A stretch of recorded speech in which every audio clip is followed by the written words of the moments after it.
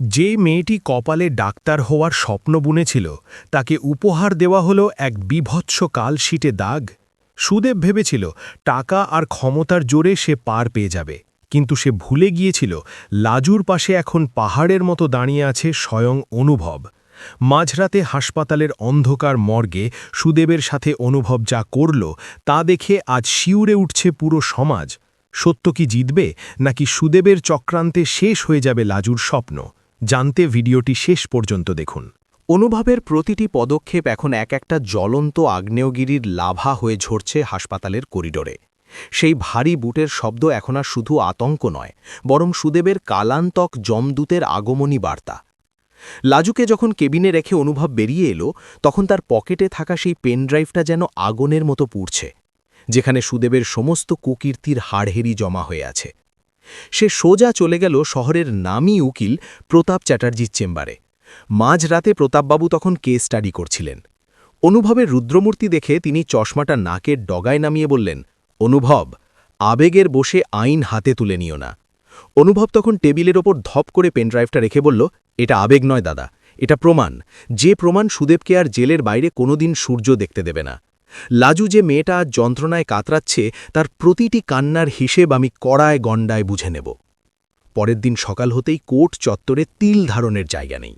সুদেবকে যখন police van থেকে নামানো হলো, তখন তার চশমার আড়ালে সেই ধূর্ত চোখ দুটো খুঁজছিল তার প্রভাব, প্রতিপত্তি আর ক্ষমতার খুঁটিগুলো। কিন্তু সে জানত না, অনুভবের চক্রব্যূহে সেই ইতিমধ্যেই বন্দী হয়ে গেছে। লাজুকে স্ট্রেচারে করে যখন কাঠগড়ায় আনা হলো, তখন পুরো আদালত নিস্তব্ধ হয়ে গেল। তার কপালে সেই বিভৎস কালশিটে দাগ যেন সমস্ত নারীর ওপর হওয়া অত্যাচারের জীবন্ত দলিল হয়ে দাঁড়িয়ে আছে। সুদেবের উকিল যখন বলতে শুরু করল যে লাজু মানসিকভাবে অসুস্থ এবং সে নিজেই নিজেকে আঘাত করেছে, তখন অনুভব আর চুপ করে থাকতে পারল না।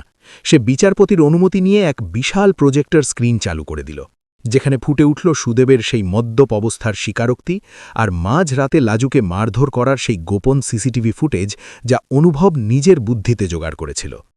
সুদেব তখন ঘেমে নিয়ে একাকার। সে বুঝতে পারল মা কমলা আর টাকার জোর আজ আর তাকে বাঁচাতে পারবে না। বিচারপতি যখন সুদেবের যাবজ্জীবন কারাদণ্ড আর লাজুর সমস্ত চিকিৎসার খরচ সুদেবের সম্পত্তি থেকে বাজেয়াপ্ত করার আদেশ দিলেন, তখন পুরো আদালত করতালিতে ফেটে পড়ল। কিন্তু লড়াই কি এখানেই শেষ? না, অনুভব জানত লাজুর আসল লড়াই শুরু হচ্ছে এখন। হাসপাতালের বেডে বসে লাজু যখন আবার সেই সাদা এপ্রনটা ছুঁয়ে দেখল, তখন তার চোখে আর জল নেই, আছে এক অদ্ভুত জেদ। অনুভব তার সামনে এসে দাঁড়াল, হাতে একটা নতুন ডায়েরি আর কলম নিয়ে। অনুভব বলল, লাজু, আজ থেকে তোমার নতুন নাম ডক্টর লাজু ব্যানার্জি।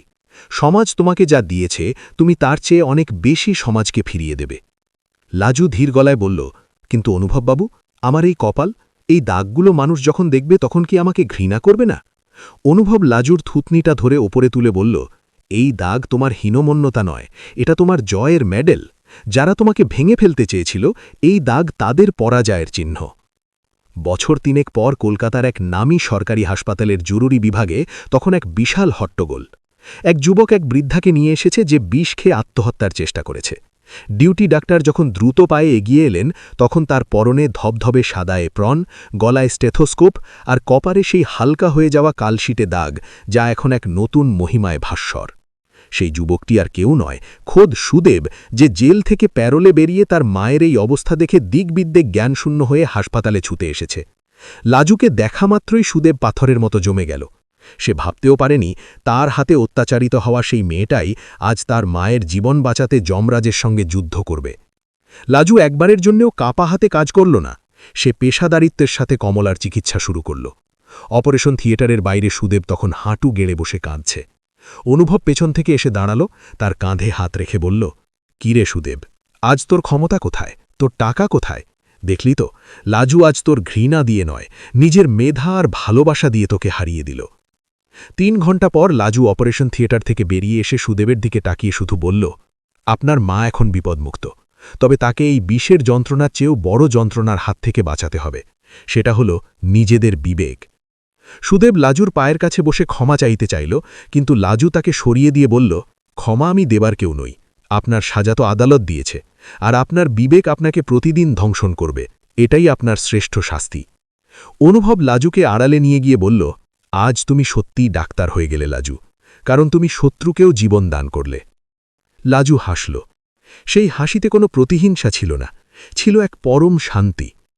হাসপাতালের জানলার বাইরে তখন ভোরের সূর্য উঠছে, আকাশটা আজ অনেক বেশি নীল মনে হচ্ছে। লাজু আর অনুভবের এই যাত্রা প্রমাণ করে দিল যে আগুনের শিখায় সোনা পুড়ে খাঁটি হয়, সেই আগুনই আজ লাজুকে এক নতুন দিশা দিয়েছে। অনুভবের শক্ত হাত ধরে লাজু যখন করিডর দিয়ে হেঁটে যাচ্ছে, তখন মনে হচ্ছে এই পৃথিবীটা সত্যিই বদলে যেতে পারে যদি পাশে থাকার মতো একজন অনুভব থাকে আর লড়াই করার মতো একটা লাজু থাকে।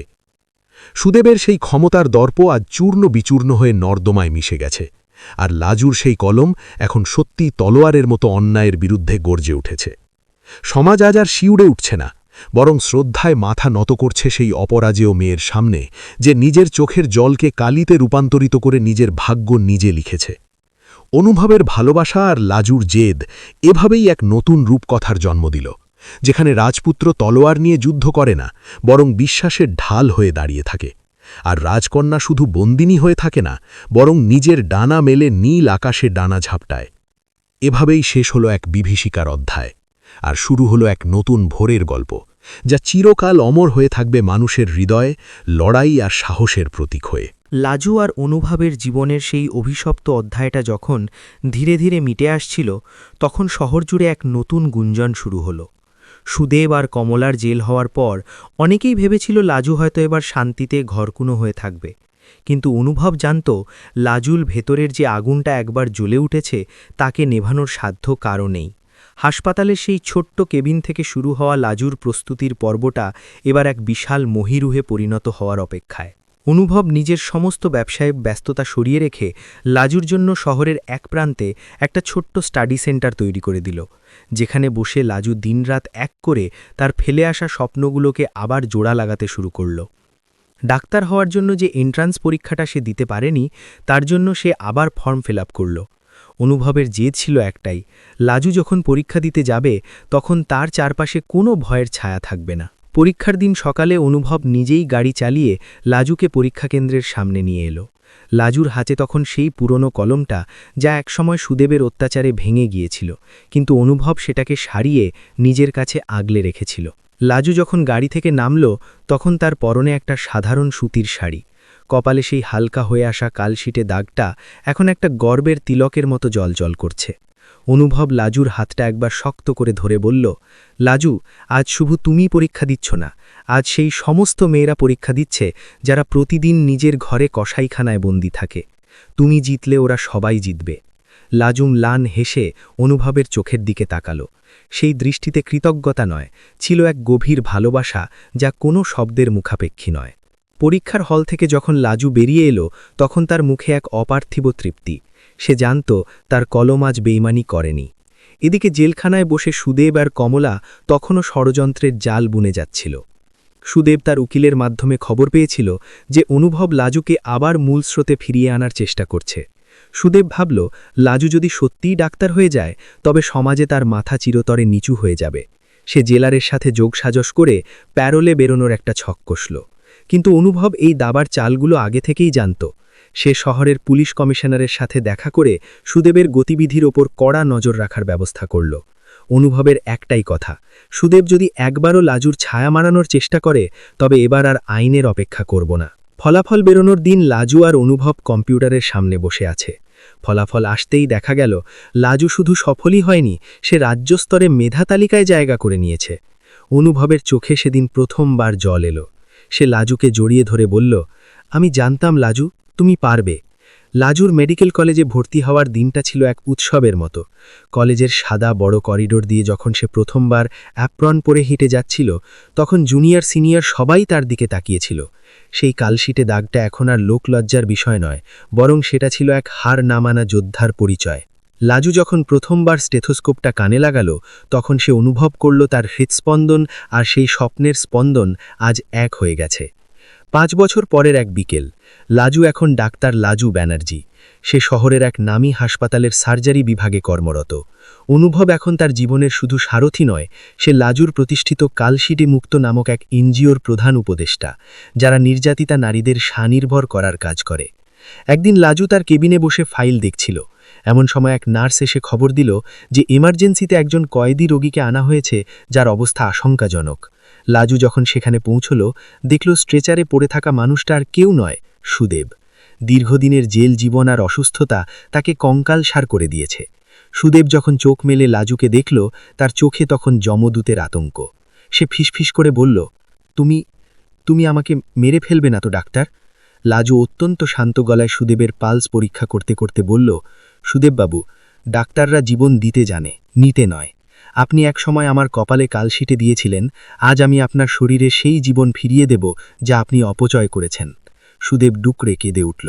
যে লাজুকে সে পায়ের তলায় পিষতে চেয়েছিল, সেই লাজুই আজ তার পরিত্রাতা। অপারেশন থিয়েটারের বাইরে অনুভব দাঁড়িয়েছিল। সে দেখল লাজু যখন অপারেশন শেষ করে বেরিয়ে এলো, তার চোখে আর কোনো প্রতিহিংসা নেই। লাজু অনুভবের কাছে গিয়ে বলল, অনুভববাবু, আজ আমার লড়াইটা সত্যি শেষ হলো। আজ আমি শুধু ওকে বাঁচাইনি, আমি আমার ভেতরের সেই ভয়টাকেও চিরতরে শেষ করে দিলাম। অন্ধকার রাত কাটিয়ে ভোরের আলো যখন হাসপাতালের বারান্দায় এসে পড়ল, তখন অনুভব আর লাজু পাশাপাশি দাঁড়িয়ে। অনুভবের মনে পড়ল সেই প্রথম দিনটার কথা, যখন সে মর্গের অন্ধকারে সুদেবকে শাসিয়েছিল। আজ সেই অন্ধকার কেটে গেছে। লাজু অনুভবের কাঁধে মাথা রেখে বলল, জানো অনুভববাবু, জীবনটা একটা বড় অপারেশন থিয়েটার।